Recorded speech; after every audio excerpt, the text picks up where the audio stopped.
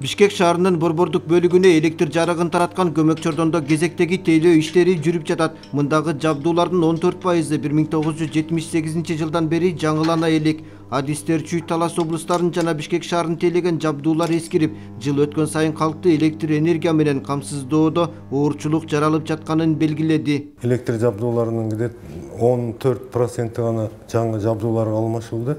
84% ба eski özünün srok бүткөн электр жабдуулар менен иш алып барганга аргасыз болуп атабыз да. Себеби бизге бардык нерселерди алмаштырыш үчүн бизден акча каражат жетпей атат. Бул калган электр жабдуулары, алдыңкы кээ бир электр жабдуулар бул үчүнчү өзүнүн срогун иштеп жатат да. Муну ушу боюнча калтырыш бул өтө опурталдуу нерсе да.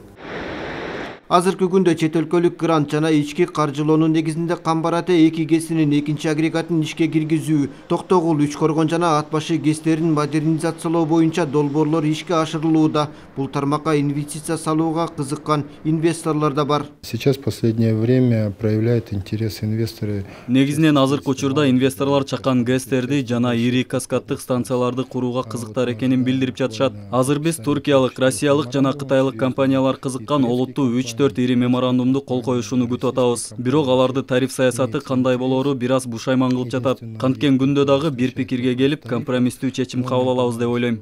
Энергетика коомдун жашоосуна терең таасирин тийгизип, экономиканын негизи болуп саналат жана калктын социалдык жашоо шарттарын аныктайт. Жалпы муктаждыкты толук канааттандыруу үчүн алдыда аткарылчу иштер арбын. Мамлекет башчы бул тармак кандай модернизацияга муктаж экендигин 5-майдагы кайрылуусунда сөз кылды. Энергетика сектору ири инвестицияларды талап кылган технологиялык модернизацияга муктаж.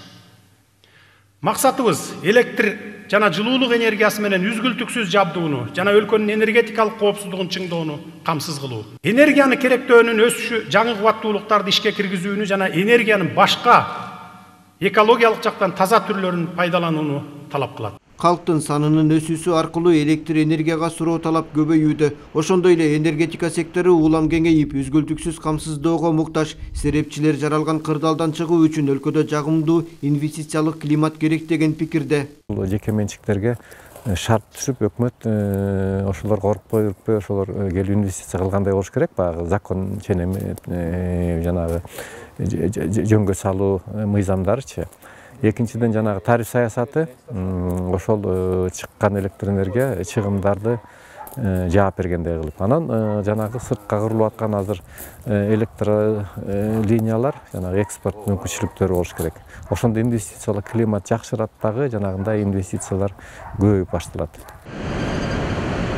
Ошондой эле адистердин айтымында дүйнөдө электр энергиясын өндүрүүнүн кошумча булактары кеңири жайылган. Бул ыкмаларды Кыргызстандын тажрыйбасында колдонуу жагы дагы каралууда.